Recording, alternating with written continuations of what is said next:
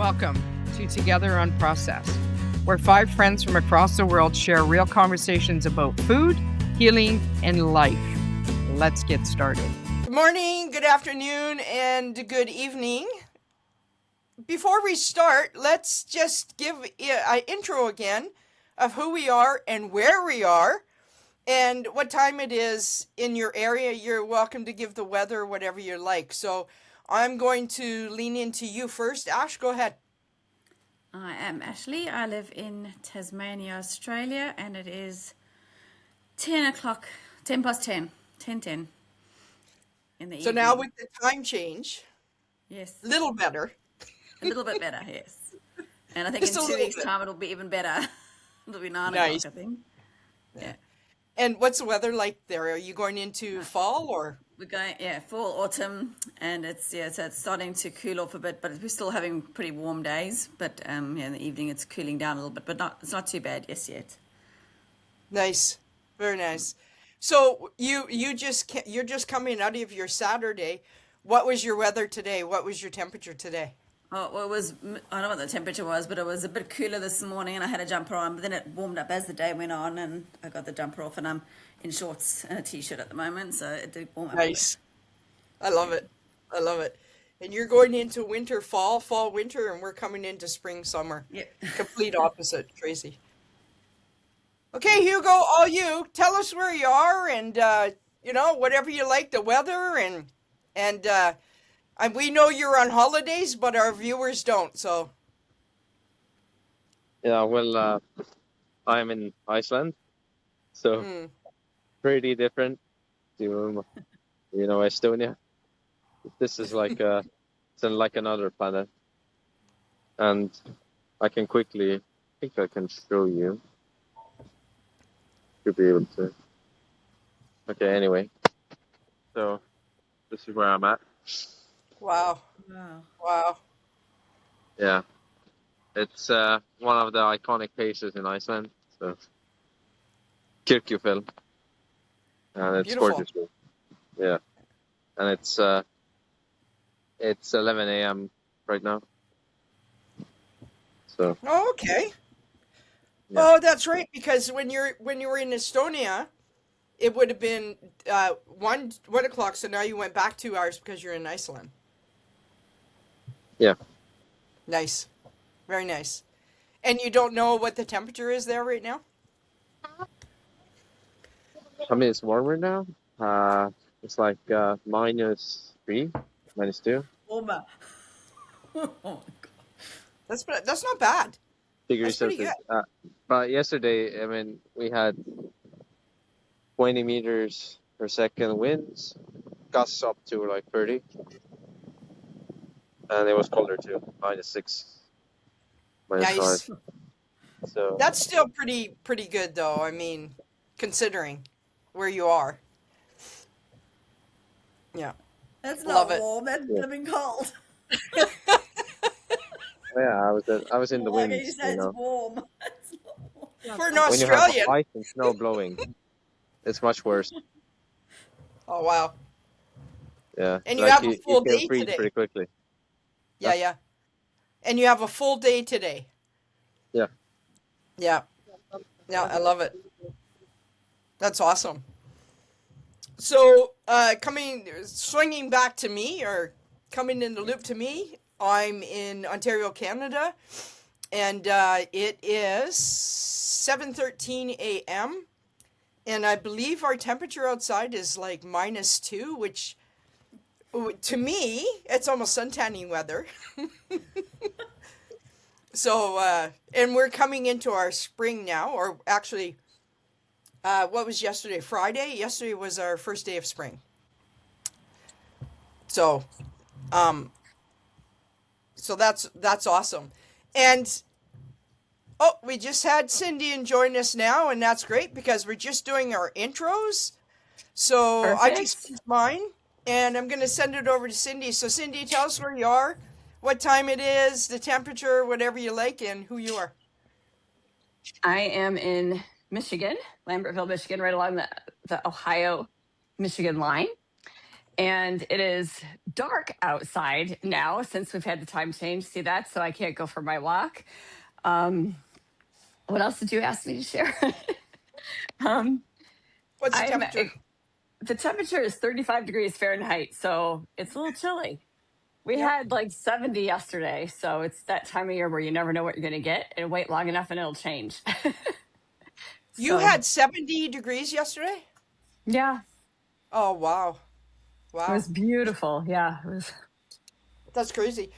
Yeah, You it know, gave us a little so hint. you're not far from me and I'm in daylight. I'm surprised you're still in the darkness. Well, this is the western edge of the time zone. This is a fun thing to talk about. Can I for a second? Okay. I'm going to, because a lot of people don't know this. I Where I live, and I'm in right near Toledo, Ohio now. I'm at my boyfriend's house, and I'm an hour west. So when I am at home in the summer, it is still light out till 10 o'clock because I'm at the western edge of the time zone, And then I have a friend on the eastern edge of the time zone, and it's over an hour difference when the sun sets for her. That's It'll crazy. be like pitch black there at 9 o'clock, and I'm like, 9 o'clock for me, the sun's way up high. So I imagine it's the same thing in the morning, in reverse. So it's kind of Yeah, fun. that's great. And so close together. Like, Yeah. it's not like you guys are a 3 hour difference or a 5 hour difference or whatever. You're like almost Yeah. right next door. Yeah, So that's crazy. cool. Mother Nature, Yeah. she never ceases to amaze and bring all these surprises. And it's funny how much we learn from like Ashley in Australia and Hugo in Estonia, but now Iceland, and you in the US. Like, it's crazy. I think I've learned more just talking to you guys than I have in most books I've read, for crying out loud. Well, thank you everyone for showing up. And today we have a great episode, and it's probably a little controversial. However, that's what we're bringing to you, is who we are, where we are, and just talk about our lives. And today it's going to be all on diet. So today we're going to talk about, why do so many people fail on the keto carnivore diet? And even when they're doing everything right, they end up falling off the wagon, is what they say. And one thing that comes up quite often is when you talk to people and stuff like that, like, a question that I'm going to ask everybody, and we can start off here, is, have you ever told yourself that this is the last time?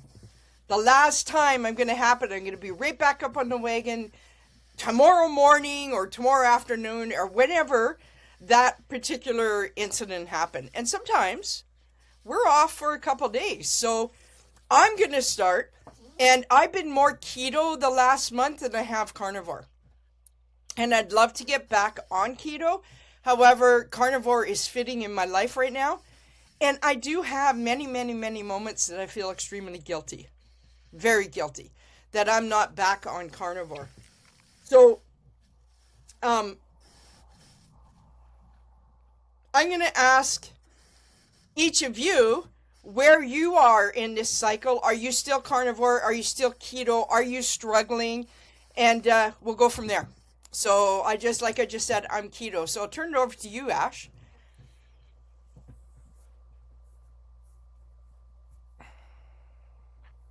Looking for a microphone. Sorry, I tried to find a way to unmute myself.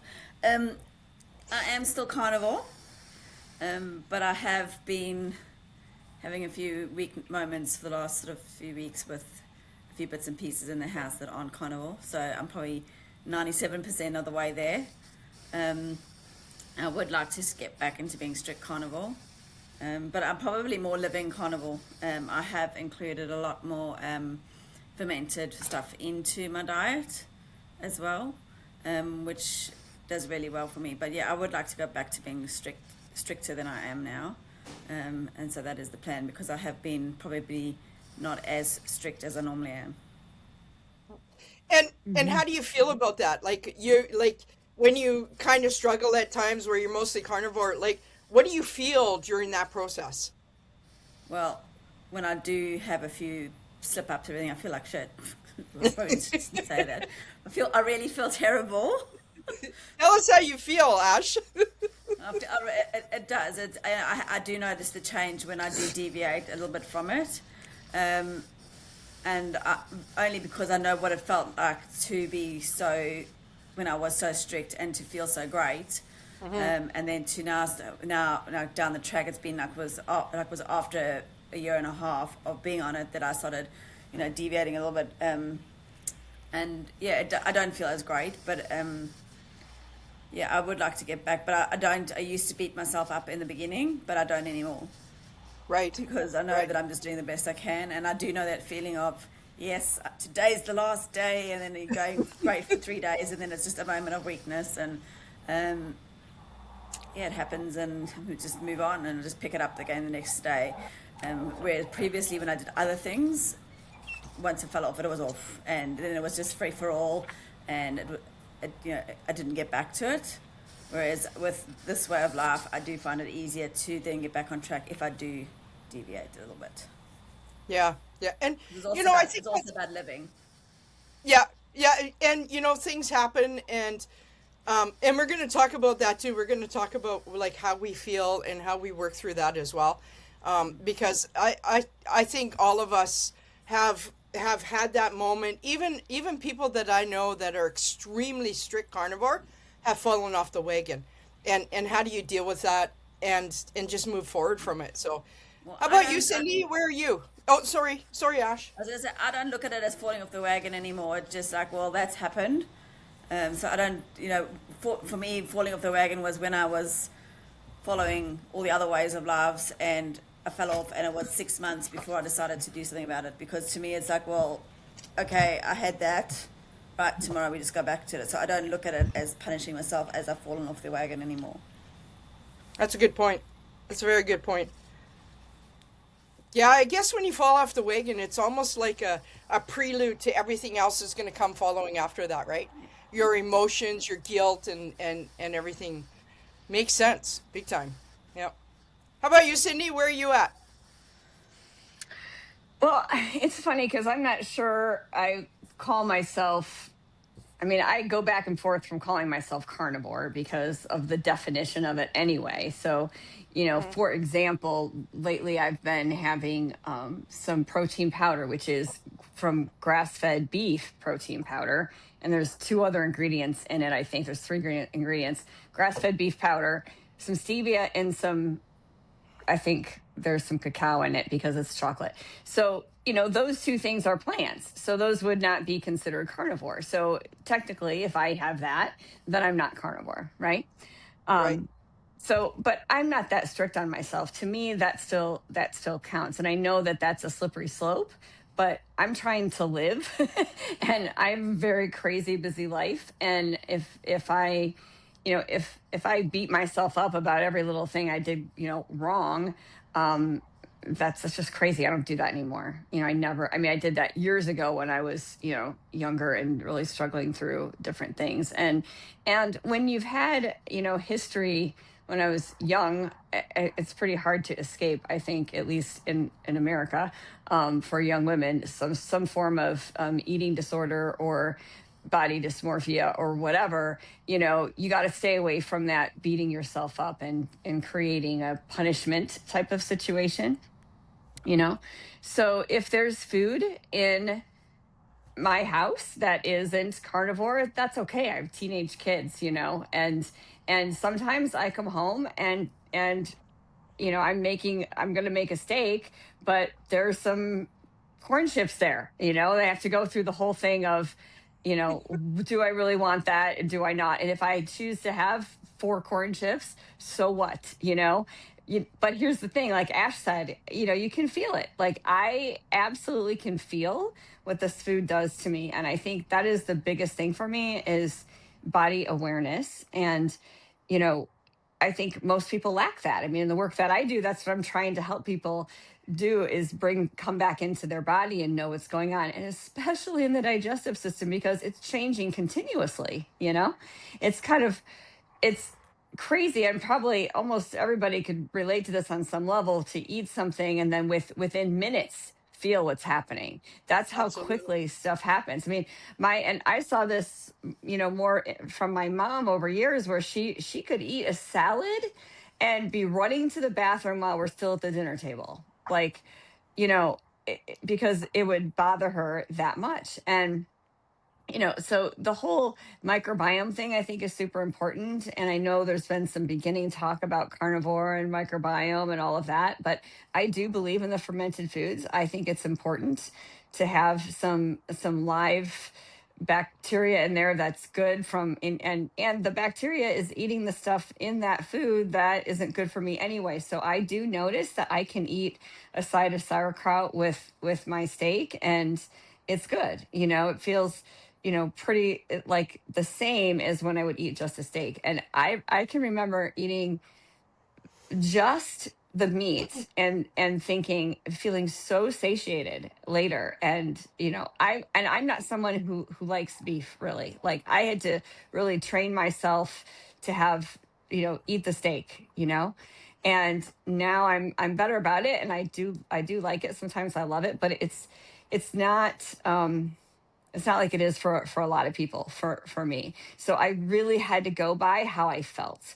So that being said, I'm having, I go in and out of having rough spurts, all the time, but I just take it day by day. It's like, am I carnivore right now? Well, what does that mean for this minute? Like today, I haven't had anything to eat yet. So yeah, I'm carnivore today.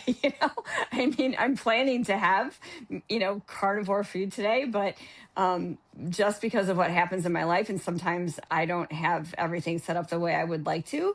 I don't, but I never eat breads. I mean, once in a while I might have a bite of something that my daughter has. I don't ever eat pasta.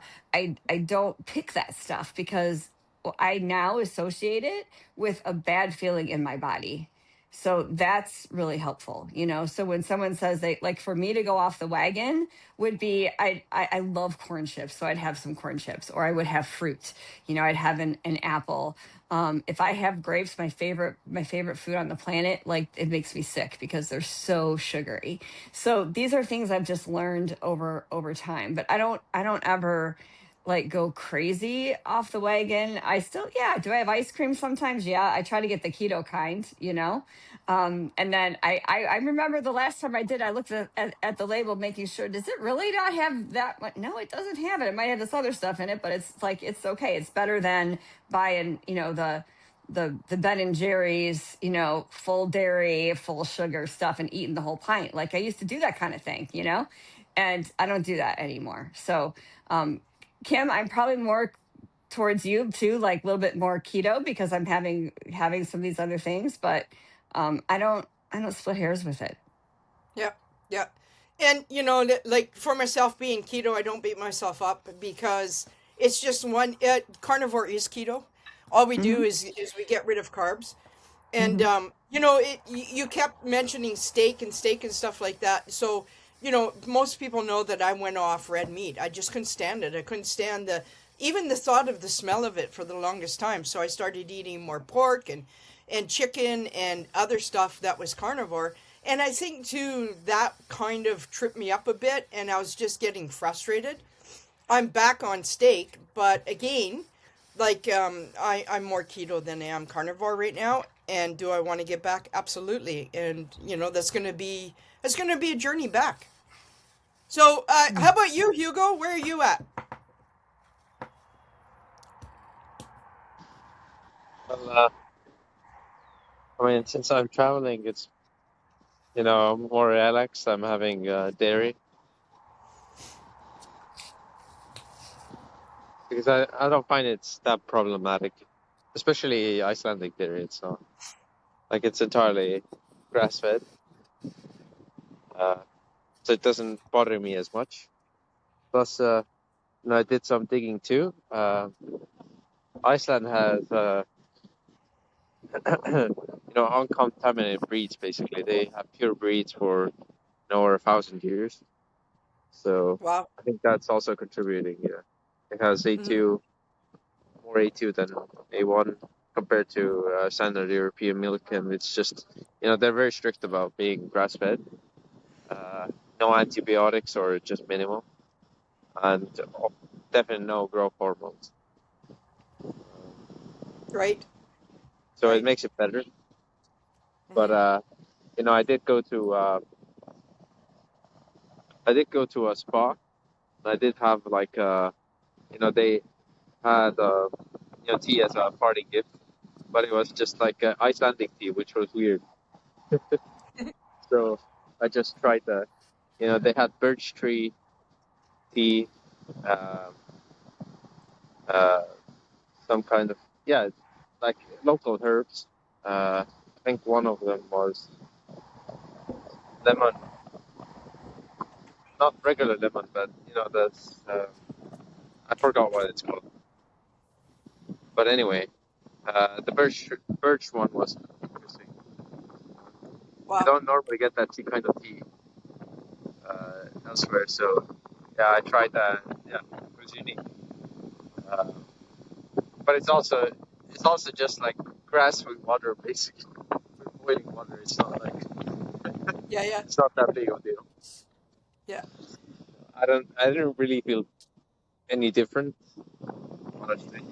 So yeah, on that front, yeah, pretty. Well, you've healed so much in your body by being strict carnivore. Like, we used to talk how you would struggle, like, even if you had, if you ever were to have a bite of apple or dairy or whatever, that it almost instantaneously for you.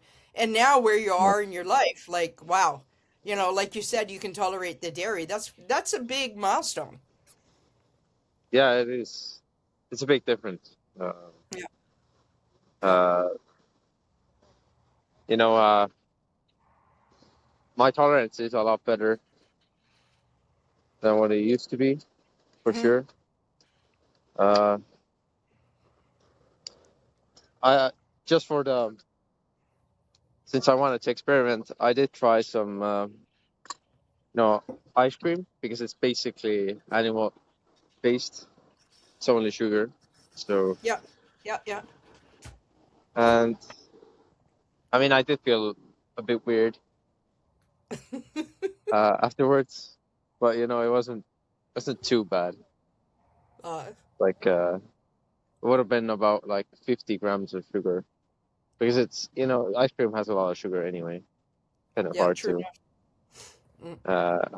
avoid that, but yeah, I didn't really feel that bad, honestly. But I still Yeah. wouldn't need it, you know. Yeah. And Yeah. to be honest, I would actually like a steak more, or some kind of fatty cut or bone marrow. Uh, Yeah. but yeah, it's like, yeah. I mean, I did try ice cream. It's not really I mean, it didn't pull me anyway. I, Yeah. I mean, I guess in my case, the more I eat it, the less I want it. So, uh, 'cause it does kind of put you off, when you have those symptoms, and plus it's just there's nothing to get in ice cream. Like there's no nutrition really, besides No. the dairy and all that. Like the sugar has no value. So No. I much prefer just carnivore ice cream. I think that's better. Yeah. And you've made that too, haven't you, Hero? Yeah, yeah, I have. Yeah, yeah, yeah, I much prefer that one. So yeah, it's like, yeah. yeah, You it's. don't use it. I mean, it's easy for me to stop. I can, even if I ordered some ice cream, I can just stop eating it. But yeah, I know that's not the case for many people. So yeah, it's just you need to know what your limits are and work with that. And maybe that can change at some point. Yeah, yeah, yeah, yeah. Um, but yeah, it's always been the case for me. Like I don't really get addicted to stuff, so it's kind of hard for me to relate. Hmm. Feels different for me. Yeah. Yeah. Well, that's one of my huge, like, this is one of the things that I have such admiration for you, is that you are able to, like, sample and say, okay, well, where's my system now? Where am I in my healing process from being carnivore? And yet you do it, and then boom, right back. And it's like, okay, well, that was interesting. Like, yeah, the Yeah. ice cream didn't bother me. However, I don't want more of it, and you're right back where you always been. And a lot of us cannot do that. It's like either you stay the hell away from it, or Definitely. Yeah. yeah, or you get a little bite of it, and next thing you know, it's like your brain. And and that's what we're going to jump into right now, is why does it feel harder mentally than it does physically? Because it's like like in my brain, and I'll just give you an example. I have to self-talk so much. If I don't eat ice cream. However, whatever. If it's sourdough bread, for example, because that's my favorite, and toasted with a ton of butter on it, my brain starts going, and I have to fight with my brain, like, no, you're not having another piece. No, you're not having it tomorrow. No, you need to stop eating it, and stuff like that. And it's such a mental struggle within our brain. So I want to hear what your guys' thoughts are on that. Is why does it feel harder mentally than it does physically? So I'll turn it over Well, to you there, Ash.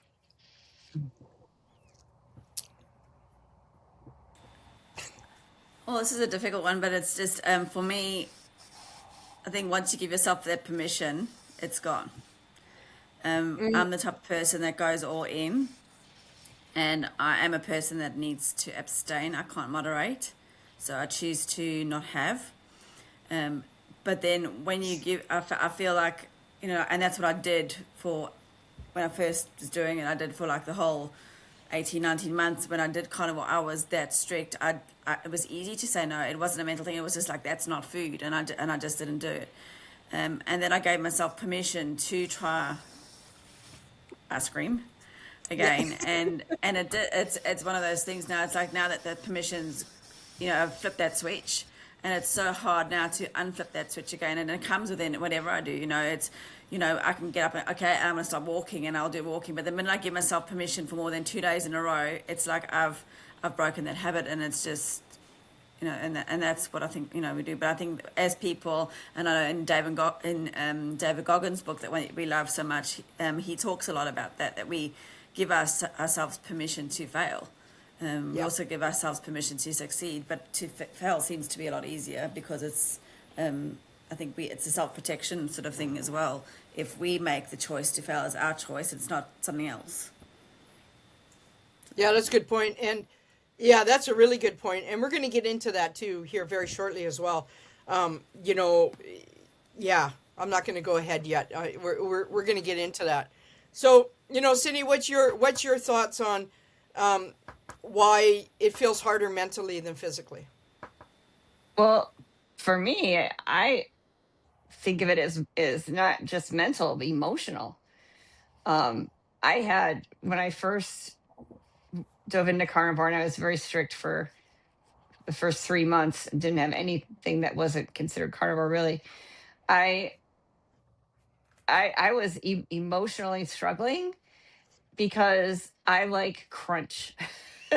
And there was nothing to crunch unless I was eating bacon, and I made bacon crunchy, then I could have it. And then I discovered pork rinds. It was hard to find some. Oh, that is so cool, Hugo.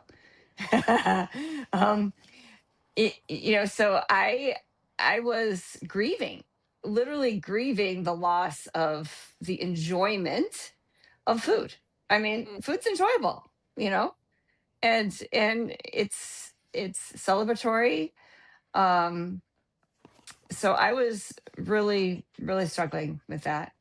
And I think that's why I'm not so strict now, is that if I feel I need that or want that, I let myself have it within moderation. And not even moderation. I hear you, Ash. I'm the same way.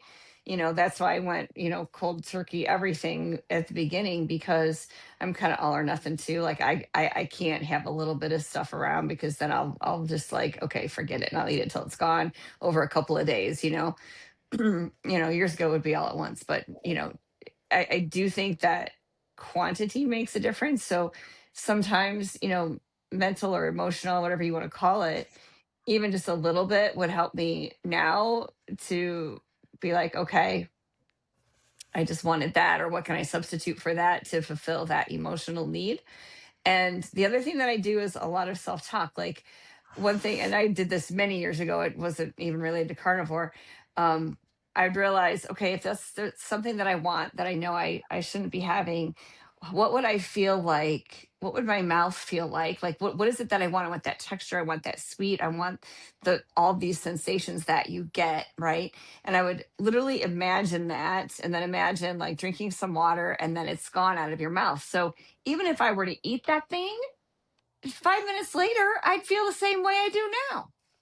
That's why I couldn't stop eating stuff years ago before, because like you still want that sensation. You want to feel it in your mouth, want to do whatever. And so, you know, when I realized that, I then would often just imagine I ate it, like go through, give myself the imaginary um joy, the imaginary experience, and be done with it. Because then I would have enjoyed that without the stomach ache, which was awesome. And I still do that. I'll be like, okay, what would that feel like? What would that taste like? Oh yeah, I remember that. Da da da da da. Oh wow. Okay. Now I can do that without having the ill effects, like literally ill effects of having all of that. So that's what helps me. I'm not sure how that fits into your question, Kim, but Well, that's you did answer. You answered the question, and then you moved on to what we're going to talk about next, which is fine. We're going to get into that, and because that's a very big part of this. Like this is the buildup as to why is this happening to us, right? And how about you, Hugo? Why do you think it feels harder mentally than physically? Well, I think it's because of that kind of the inherent properties of carbohydrates too, right? Is that they are inherently addictive, and there's a lot of emotions and memories and experiences tied with carbohydrates too. When just health cooking or experiences you've had in the past, uh, those do have a big effect on you. For some people it's less, but in some it's more. So it's like I think emotional eating is part of that because you know maybe it is like a want to get in that past state again. You know, for whatever reason, maybe it's stress or maybe trying to relieve that, or Mm. it's just wanting a different experience, right? A different state of mind. So I think those all could be valid reasons, and I think that's why a lot of people struggle with it because it's just it's just too hard to let go of all of that. Maybe I don't know if it feels like losing like part of yourself, but I'm not sure. I had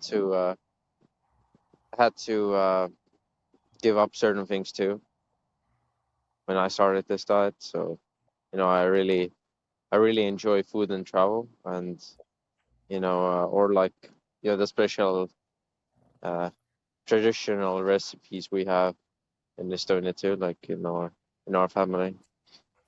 So it's kind of like, yeah, you need to let go of all of that to move on. And but it's not all bad. When you let go, there's more room for something else to grow. So those actually got replaced by other things, and those other things are much better for me, and I do enjoy them even more.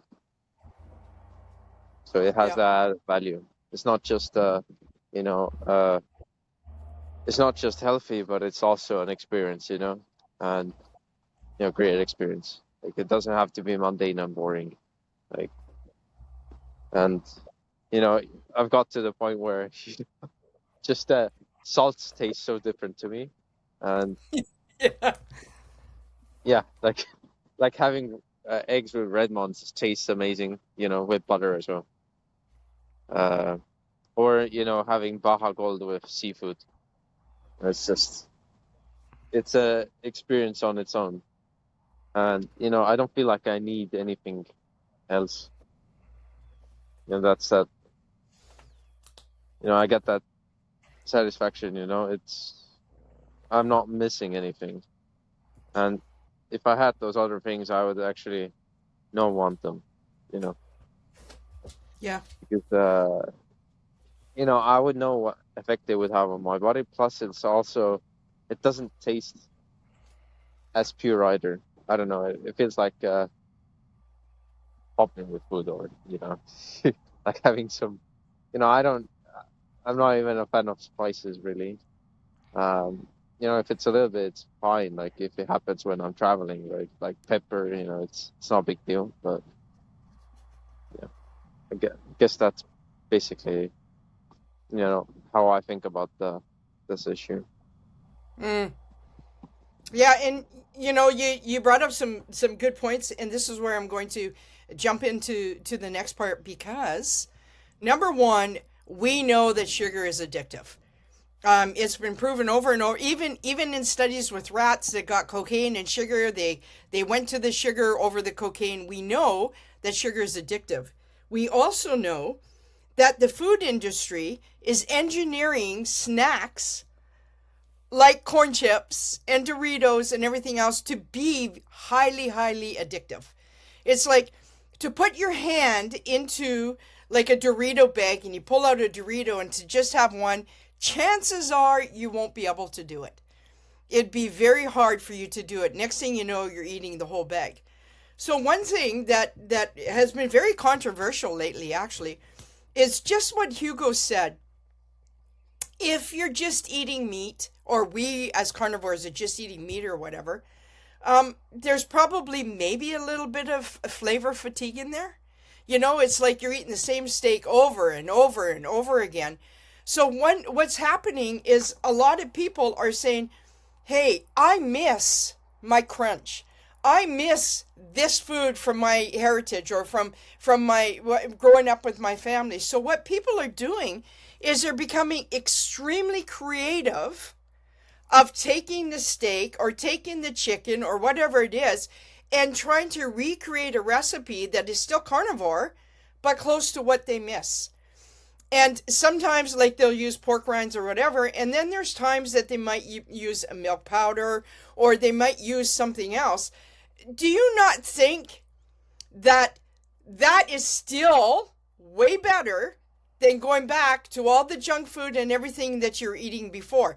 Because personally, myself, I mean, I love my chicken to be really, really, really crunchy. And if at a moment in time, and I don't do it all the time, I'll use um, cornstarch to get that crunch even crunchier. And I find that using cornstarch and enjoying that chicken wing is still better than me going to the store and getting one that's been deep fried in oxidized oil and everything else. So what are your feelings on this? Because this is huge, because we see this happening right now, how we'll see one, very strict carnivore cut down another person that's carnivore, and yet they've helped millions and millions of people just because they might have added one more ingredient to help those that are struggling to stay on that path. So what are your feelings on this? Ashley, go ahead. I'm with you. I would rather a person has that carnivore food, even if it's not, whether it be the cheese or whatever they do it. I do it myself, because I try to follow a carnivore way of life, but the rest of my family aren't. So they aren't going to have the things that I do. So we do have those things in the house but a lot of the time that is also the peer pressure and all of that. But I would rather them have, if I'm going to make a cheese sauce, I would rather thicken that cheese sauce with cream cheese versus cornstarch, and it works just as well. it is cheesier. It is, but they're still trying to be as close as possible to that. I try to take as much of the, that old way of life out, but it does creep in because they do follow. They're not strict. They follow more of a ketogenic way of life, whereas I'm more of a carnivore way. I can just stay strict. I don't need all the different flavors. I don't need the variety, but they do. So they do struggle. They can't have steak every day. They need the variety. They need steak or chicken for me to mix it up a bit, and so I tend to do that for them. But I think all those things are great, especially when you're doing that changeover, because especially for my family, they can't go like I do, just go, okay, tomorrow I'm not having that anymore, and I don't do it.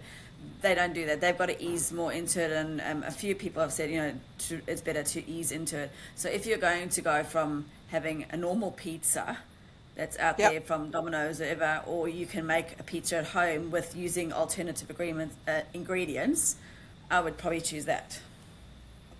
Yeah, yeah. That's a good point too, and like we could go on forever with this, and we're just trying to bring it in for people who have, who are not doing carnivore keto because they're struggling, and this is one of the reasons why is exactly what you said as well, and yeah. What do you think about that, Hugo? Let's hear your input on that.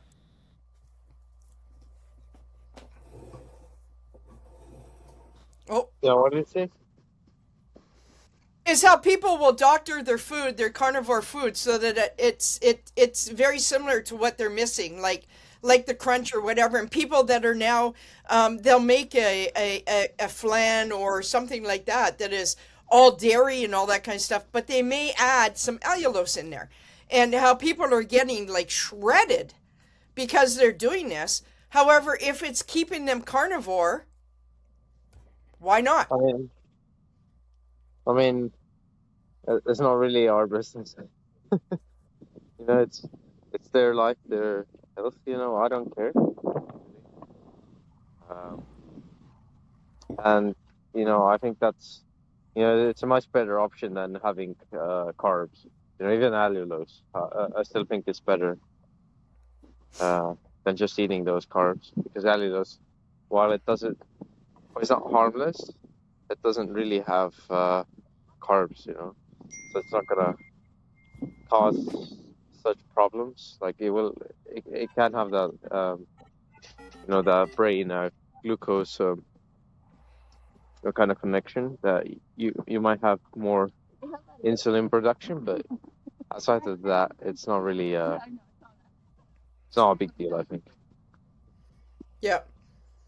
Yeah, and it's still, like you said, it's still better than going back to lots of carbs and fillers, because there's more junk in a lot of it than what we need in our body that's not healthy for us. And people that I think the message here is that people that are carnivore keto and they're adding a little bit of extra here or whatever to help them stay on the path that they're on, personally myself, I think it's okay, because it's still way better than how they ate before. And it's the process and the journey that they're on, and I think they should be celebrated for it. Absolutely. Because it is so not easy to be keto carnivore. And I don't care who you are, everyone has struggled in the beginning. Some people are like, yeah, this is really easy. And it's like, well, how about we just have an honest conversation about this? Right. Like I don't necessarily believe everybody when they say, oh yeah, it was really easy and I've been eating this steak over and over again. I said, really? Are you really telling us the truth? And so what are your thoughts on that, Cindy? Because first of all, thank you for showing up. And just to our viewers, as you know, we come to you where we are and what we're doing, because we're all over the world. And, if we're walking or we're in Iceland or whatever we're doing, this is how you get us. This is who we are. Cindy has a patient this morning, so she showed up. She was doing her self-care there, and she needs to leave here very soon. So I'll turn Yeah. this over to you quickly, Cindy, so you can, get on your way. Yeah, thanks, Kim. And yeah, I had to do that legs up the wall. My body was screaming at me. Feel better now.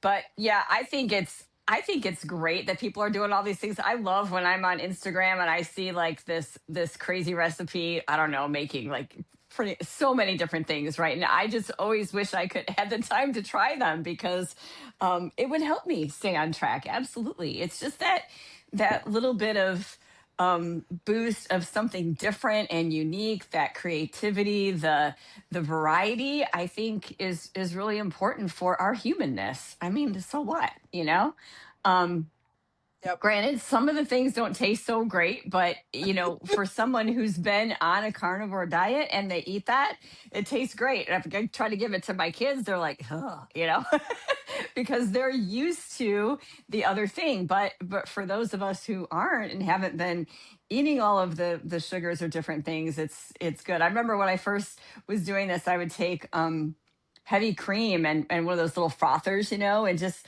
froth it up, and just I mean, that felt like ice cream. Just the sweetness of the cream was so different. It's just Yep. people don't realize that it's like whatever your body is used to, it makes a humongous difference. So I say bring it on. I would love to have, I wish I would pay somebody to make me some of that stuff, to be honest with you. I just We don't all have it would. available. Right. So that would be a great new business for somebody, right? Carnivore, different things like that. Stop So it. yeah. It's so So true, and I think it's when you identify that conflict and you put it into perspective, I'm trying versus I am this, hmm then you kind of have a little bit of a shift, you know, because yeah. then that is it's not giving yourself permission, but you're identifying, way to go. I'm trying this. I'm taking my Well, health back into my own hands. And yeah. we see a lot of times like Steak and Butter Gal, Luna, Courtney Luna, man, they got beat up big time because of little things they started adding. And hmm personally, myself, I looked at it and said, that's great. Now they can help Yeah. people that are struggling and hmm maybe have that ice cream with a little bit of allulose or whatever, because it Yeah. still keeps them on a path to better health than way before what they were before. Yeah. I agree. So Yeah. Especially when you're starting out and you are giving it all up, it is then better to have that versus going back to the sugar, whatever. And a lot of people still say these days, oh, a lot of people that I even meet, oh, I don't have a lot of sugar, but they don't look at all the carbs and they don't look at all these things as sugar either.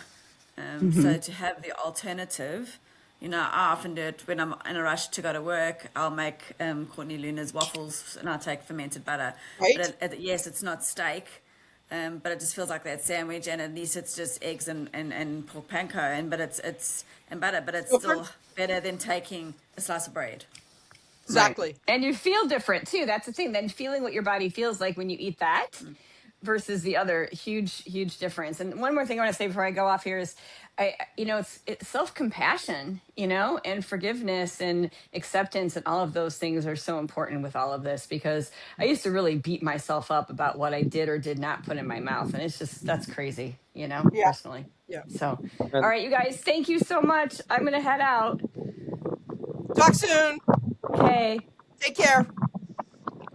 Yeah, it's so when we bring it back around again, like this is probably why I mentioned this could be a little controversial, is because we do eat carnivore.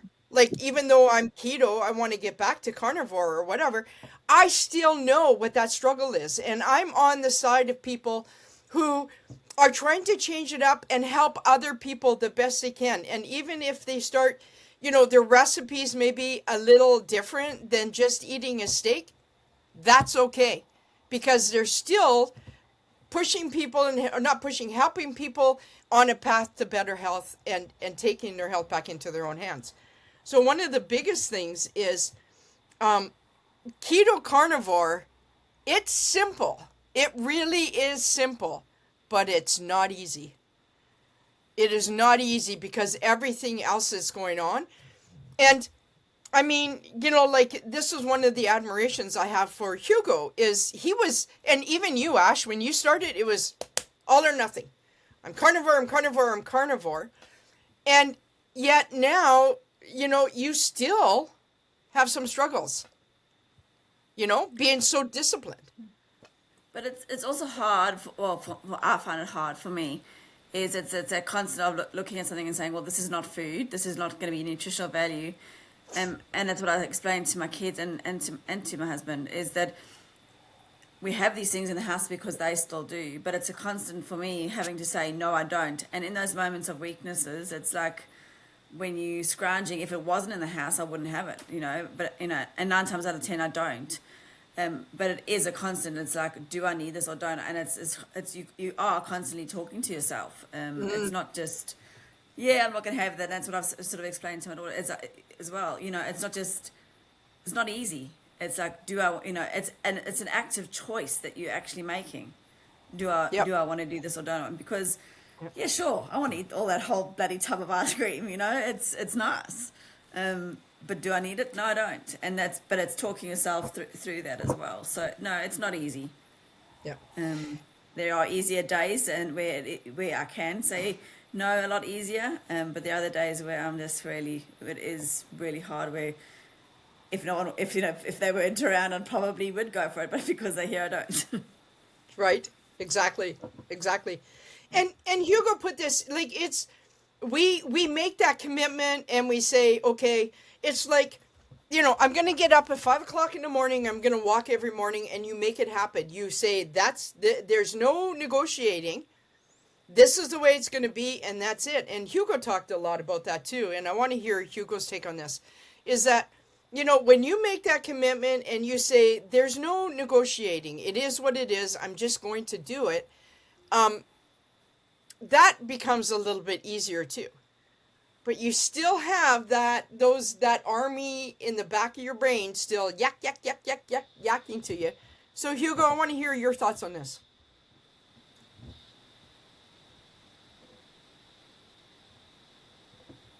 I was looking for his mute. Hey, I didn't catch you on the last part. Yeah, you talk about it all the time, is that when you draw the line and you say, this is the way it is, there's no negotiating, there's no backing out of it, I'm just going to do it and stuff like that. And you're very good at that. And you talked about it before. So I just want to hear your input. Like when you went carnivore, you didn't fall off and you may have tried a few things, but you're able to get right back on. How do you do that? Well, I had my reasons, so that's why. Yes. Deviation would have been, would just be against my principles, so that's why. Non-negotiable, right? Yes. Yeah. I think if you identify your why, and it's strong enough why, you're able to stick with it. And and that's the thing, is also keeping that promise to yourself, because that's what I've also had to come to terms, like when I make a promise to myself, if I'm breaking that promise to myself, how am I honoring myself to everybody else, as well. So yeah, if I'm breaking my promises to myself, how can I be expected then to keep the promises to everybody else around me? So I suppose leading by example for my girls too. Yeah, that's big. That's really big. And do you not think that when we break that promise is when we start self-sabotaging? Yes. And then we start beating the crap out of ourselves and we start ganging up on ourselves, and then we have a bigger problem. Yes. Do you think that's part of it?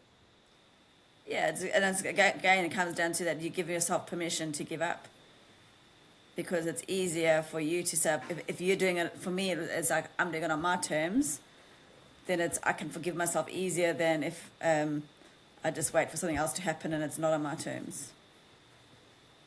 Yeah, very strong. So it's easier to do it for myself and beat myself up than to actually just continue or whatever you're doing. Yeah, yeah.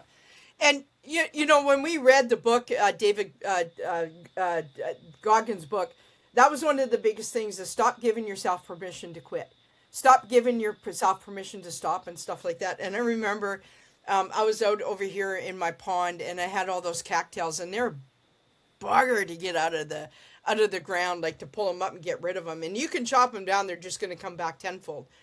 And I was in there and I had my hip waders on and I was tired. I had just done my X3. My muscles were fatigued. And yet I was out there and I remember that kept coming back to me as like, don't give yourself permission to quit. Keep going. Keep going. And by George, just that one, just having that in my head, I got 3/4 of that pond done. It's like, yes, I don't feel the best, but this still needs to be done. And I didn't quit. And somewhere along the line, I kind of forgot that. And now that you brought it back up, it needs to come back in because we do it every time. A lot of us do it. And if we And it's not just in diet, it's in everything else too. everything It's getting into that cold plunge. It's doing that you go to the X3, it's just getting out there and doing that X3 today. Oh, I don't feel like doing it. But it's just like if you actually do it, or getting up at 5 a.m. and it's cold and miserable and dark and just still going for that walk, you know, and it's that achievement, that promise. Because I said I was going to do it, I'm going to do it. exactly. Exactly. And you know, now like coming down, we're going to start closing this out because I know Hugo's got to go, and again we will have another episode just on sugar alone. And I think that's going to be very enlightening for a lot of people as well, because a lot of like people that I talk to don't realize how addictive sugar is, you know? So, you know, let's talk about different things like we talked about removing temptations and relying on willpower and stuff like that. Is it about willpower? Does willpower really work? What do you think about that, Hugo? Interesting question. Uh, well, I think it of course does work, but it depends on the person. And you know, in most cases, it really like if you're just trying to brute force against something, uh, eventually will not work. But that applies to, you know, most cases in most people. It doesn't apply to all. I mean, if you're very committed, I think you can use willpower long term. But you know, it's not the path of least resistance, I'd say. Yep. The path of least resistance would be, you know, getting your goals and values aligned instead of fighting them. You know, that's why I think having the why is so important. Huge. Absolutely huge. Because, you know, if you're just doing something and you don't know why, then why does it matter? Yep. I mean, really. I mean, we do it all the time, right? You're chewing your fingernails.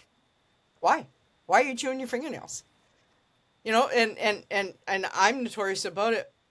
Let's go a little bit deeper. Like, why am I chewing my fingernails? And then you go deeper on that. So I agree 1,000,000%. Know your why. Start there. And not just the surface of the why. Go deep. And what you'll find is that there may be even a stronger emotional connection to it. And if you can start breaking that cycle, then you're going to be willpower. It's not going to be about willpower anymore. You're going to be convicted. And most people don't do that. They stop right at the surface. Go deep. Get in there. And so, I mean, we'll have a PDF to go with this, and it'll be something that you can have as a companion. And a lot of stuff that we talked about here, and plus other stuff that we've learned. I've been 3+ years carnivore. Ashley's up there. Hugo's up there. And we'll have a lot of information in there that you can get in the show notes, and hopefully it will help you. So I'm going to bring this to a full circle now. We're going to come back to the end. We're going to close this out. Are you in control, or are your cravings in control?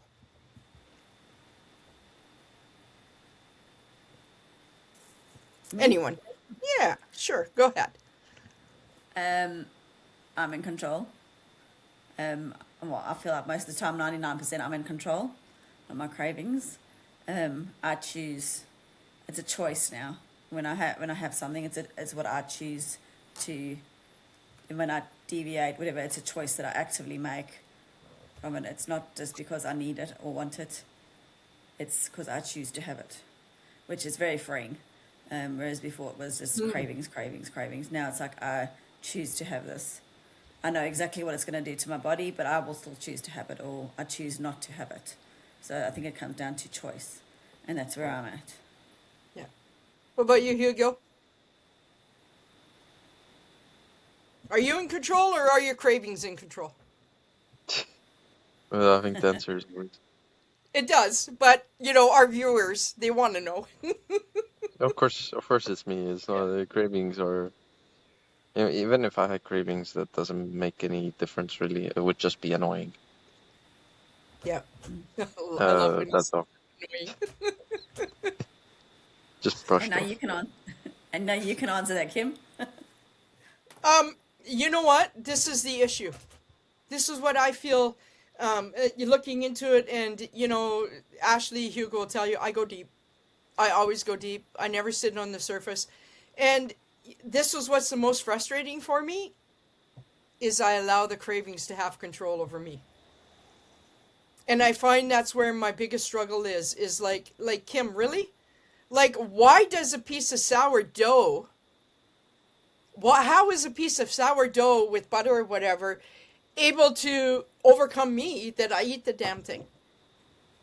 So going back to that, that's where you're like, well, is it emotion? Is it this? Why am I eating this? Did I give myself permission?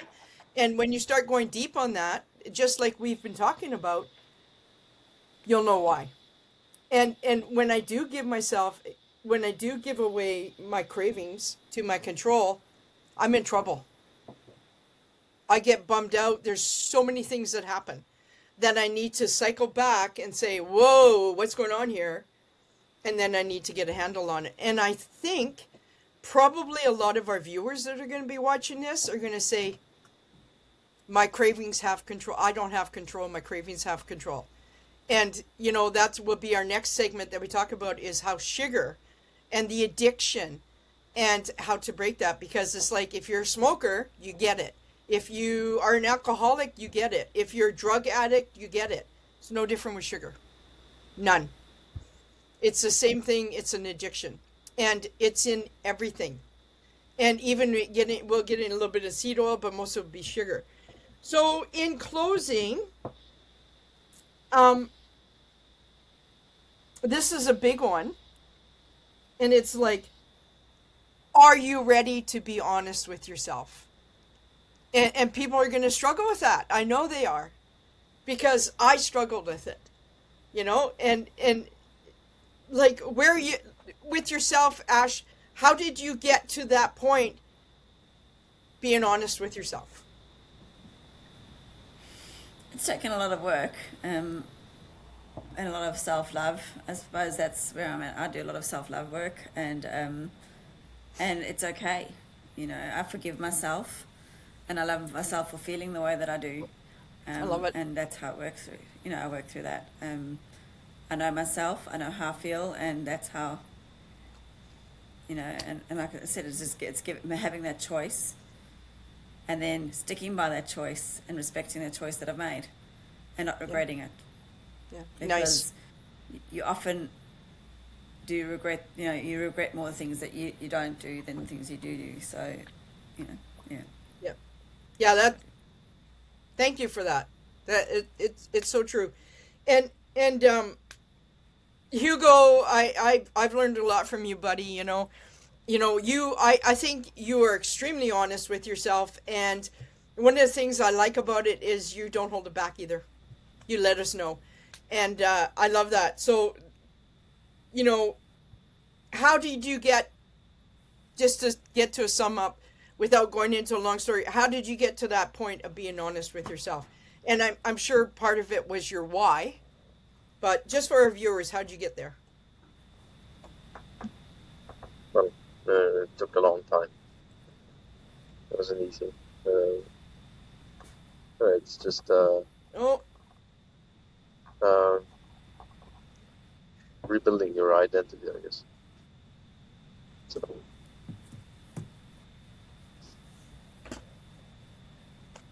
that's what I was hoping you'd say, is rebuilding your identity. Because so much stuff throughout our life has taken us off, and we become somebody that we're not.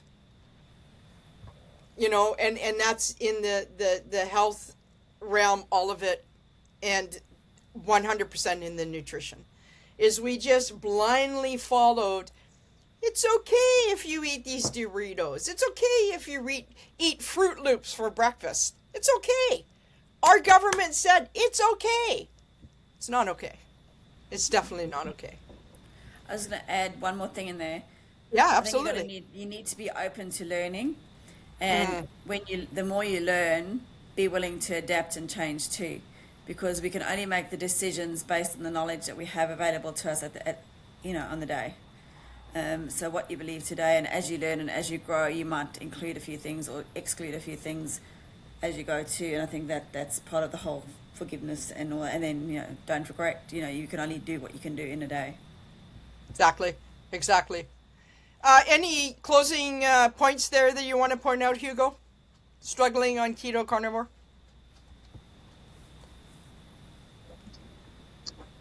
no, not really. I think maybe only thing is, community is very important for many. So use that to your advantage.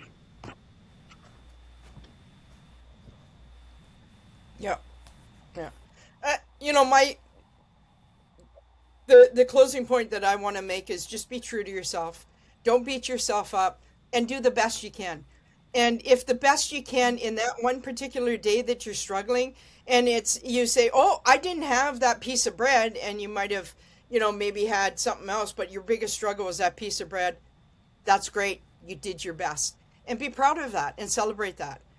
Because it's about little wins along the way. And Ashley talks a lot about this, about the little wins along the way. Identify them, celebrate them. Be proud of yourself for those little wins. Because, they didn't build Rome in a day. They didn't, it all was little steps along the way. And there's tons of failure. Anybody that's been successful has had tons of failures. Look for those little wins. And on that, I'm going to close it out as the hardest part isn't starting keto or carnivore.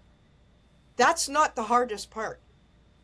The hardest part is facing the reason you stopped.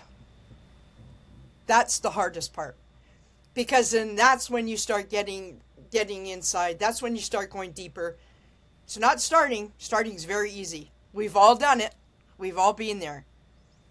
But challenge why you stopped and face those.